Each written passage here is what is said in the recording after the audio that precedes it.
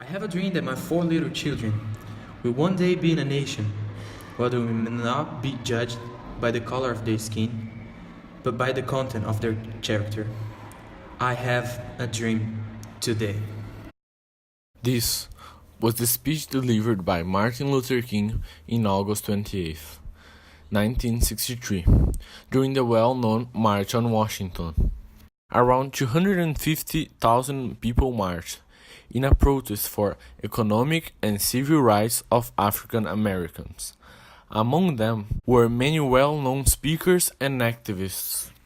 The march brought together many groups that fought for civil rights, including the National Association for the Advancement of Colored People, NAACP, the Congress of Racial Equality, CORE, the Student of Nonviolent Coordinating Committee, SNCC, and others. Although the March on Washington had many supporters, not all of the activists were supporters of the movement.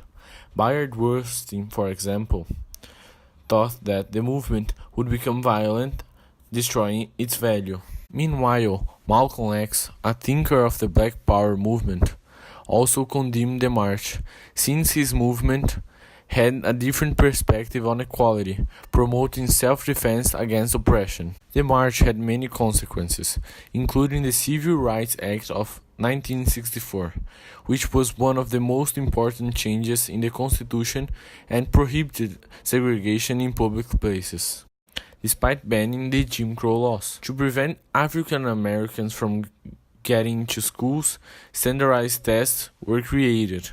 Those students could not achieve the same result as others, since they did not have some basis. But they indeed had great advancement. This event was extremely important so that the whole country would acknowledge the movement and see how unjust their country were.